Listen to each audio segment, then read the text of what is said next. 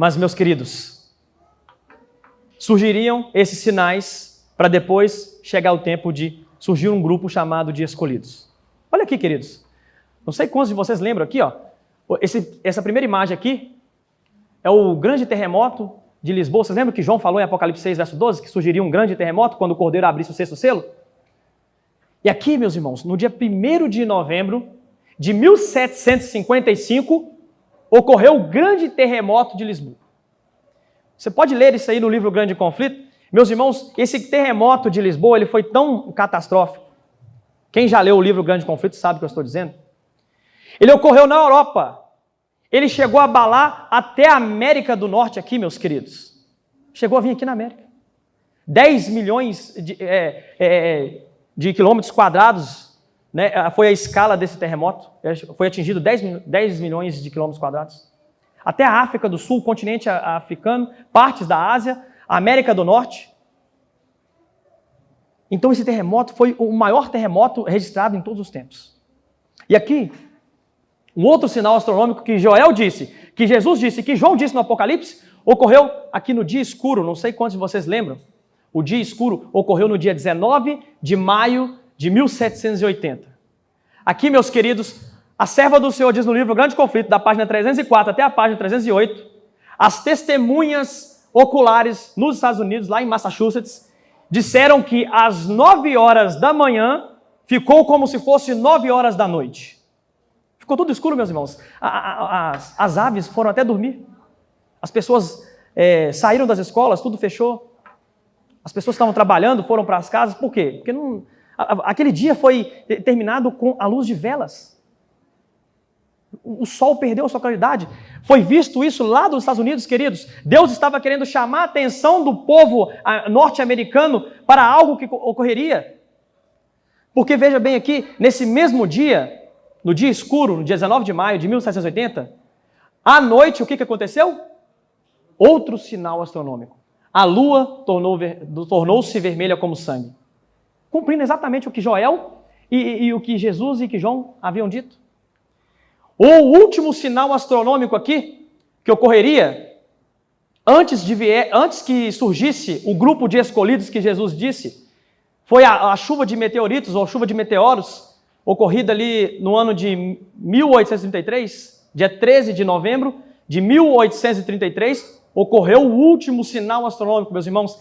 O céu todo dos Estados Unidos, de novo, novamente lá, foi visto uma queda de meteoritos por horas. Sabe o que ocorreu aqui nesse tempo? Guilherme Miller já estava pregando sobre a vinda do Senhor, sobre o final das 2030 tardes e manhãs. Nesse ano aqui, ele já estava pregando. A primeira pregação dele, né, ocorreu poucos anos antes ali. Ele já estava ensinando, várias pessoas do mundo inteiro já estavam pregando sobre essa profecia. Foi um movimento mundial. E quando ocorre em 1833, esse último sinal astronômico aqui, que Jesus disse, João disse e que Joel disse, sabe o que ocorreu? A Igreja Batista deu as credenciais para Guilherme Miller pregar sobre o advento de Jesus. E aquilo inflamava o coração da igreja. A igreja estava entendendo que as profecias que estavam cumprindo antes da vinda de Jesus estavam ali nos dias deles. O povo estava vendo tudo acontecer.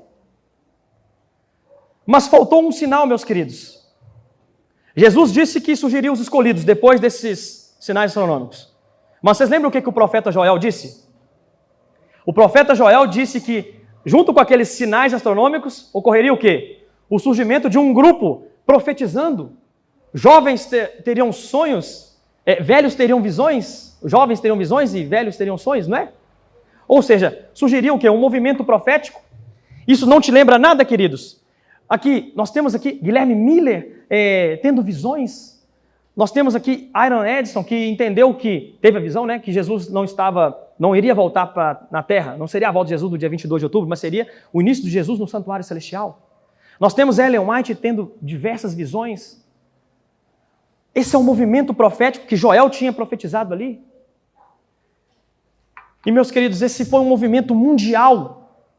Foi um movimento mundial. Não sei quantos de vocês sabem, mas mais de 20 pessoas tiveram a compreensão da profecia das 2.300 tardes e manhãs. Foi um movimento mundial, não foi só nos Estados Unidos. É claro que nos Estados Unidos foi um movimento muito maior. Estava vendo o pastor Michelson Borges dizendo que, naquela época, os Estados Unidos tinham 17 milhões de habitantes. 1 milhão de pessoas ouviram e entenderam a mensagem da segunda vinda de Jesus nos Estados Unidos. Então, vários missionários foram enviados para várias partes da terra. Deus estava iluminando. Teve até um padre católico jesuíta chamado Manuel Lacunza. Ele também estudou o livro de Daniel e entendeu que a vinda de Jesus estava próxima. Galsen, lá na Genebra, entendeu também estudando as profecias. John Wolfe, um judeu de 11 anos, que começou a estudar a Bíblia, começou a estudar o livro de Daniel e começou a entender as profecias da segunda vinda do Senhor. Então, foi um movimento mundial, queridos. Depois desses sinais astronômicos, Jesus disse que sugeriu um grupo de escolhidos. Tá. Mas o que tudo isso tem a ver conosco? A serva do Senhor diz aqui no livro Testemunhos Seletos, no volume 3, na página 140, o seguinte. Os adventistas do sétimo dia foram o quê, queridos? Escolhidos por Deus. Isso não lembra vocês nada? Vocês lembram que Jesus estava dizendo que depois daqueles sinais astronômicos, surgiria o quê? Um grupo chamado de quê? Escolhidos. Foi o que Jesus disse. Foi o que Joel disse. Foi o que o João, em Apocalipse 6, disse. Depois daqueles sinais astronômicos, Jesus completou a profecia. Vai surgir um grupo chamado Escolhidos. Por isso que a tribulação foi abreviada antes de 1798. Depois desse período, surgiria, a qualquer momento, um grupo chamado Escolhidos. E aqui a serva do Senhor continua dizendo: como um povo peculiar, separado do mundo, com a grande talhadeira da verdade, ele, ou seja, Deus, os cortou da pedreira do mundo e os ligou a si, tornou-os representantes seus e os chamou para serem embaixadores seus na derradeira. O que é derradeira, queridos? Última. Ou seja, nós somos os embaixadores de Cristo. Veja a responsabilidade que está na minha e sobre a sua vida, na derradeira obra de salvação. E segue o texto, queridos. O maior tesouro da verdade já confiado a mortais. As mais solenes e terríveis advertências que Deus já enviou aos homens foram confiadas a que povo? Aos católicos? Aos da Igreja Maranata, da Assembleia de Deus, da Batista? Foi confiado a que povo, queridos? A nós, os adventistas do sétimo dia, a fim de serem transmitidas ao mundo, meus irmãos. Para mim, é fantástico a explicação desse texto. Porque Jesus disse que surgiria um grupo chamado Escolhidos depois dos sinais astronômicos. A serva do Senhor disse que os adventistas do sétimo dia foram escolhidos como um povo peculiar de Deus para trabalhar na última obra de salvação das pessoas. E você sabe, né? Vamos fazer um paralelo aqui agora. Tem 3 profecias, na verdade tem 3 Elias na profecia, porque vocês viram ali que Jesus disse que surgiria um Elias que viria no futuro para restaurar todas as coisas?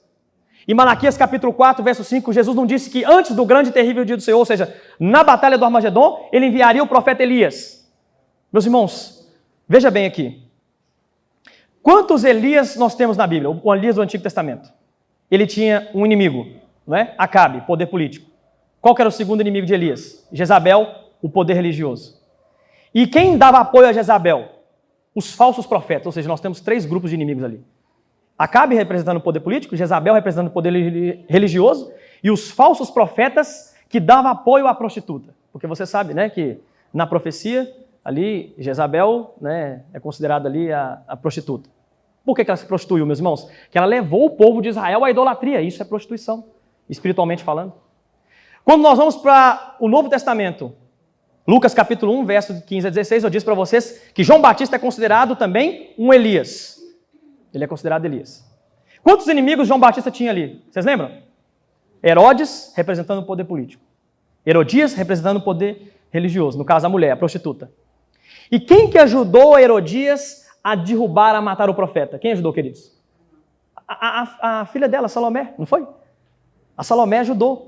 Porque foi através de Salomé que a mãe conseguiu destruir o profeta. Ou seja, a mãe da prostituta, né, entre aspas, deu apoio a ela para poder derrubar o profeta. Vocês estão vendo aqui? No livro de Apocalipse nós temos também 3 inimigos, meus queridos. Nós temos os Estados Unidos representando o poder político. Nós temos a Igreja Católica representando o poder religioso. E nós temos todas as igrejas falsas protestantes que estão inseridas dentro de um grupo chamado Babilônia, que dão apoio à mãe. E esses 3 inimigos do povo de Deus vai se voltar contra o povo de Deus agora. Irmãos, quem é o profeta Elias, então, que Jesus estava dizendo que surgiria no futuro, antes do grande e terrível dia do Senhor? A igreja adventista do sétimo dia.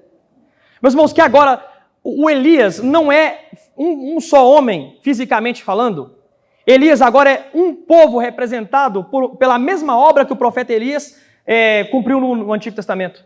Pela mesma obra que o profeta Elias, ou seja, João Batista, cumpriu no Novo Testamento. Qual que era o problema do povo no Antigo Testamento? A guarda dos mandamentos de Deus. Qual que era o problema do povo também no Novo Testamento, meus irmãos? Contra o que João Batista pregou? Ele disse que Herodes e Herodias estavam o quê? Transgredindo os mandamentos de Deus. E qual que é o problema do povo hoje? É a guarda dos mandamentos de Deus, queridos. Porque a gente percebe muito claro que na obra de João Batista e na obra de Elias está ali exposto a obra que os adventistas do sétimo dia teriam que fazer no mundo, no nosso tempo.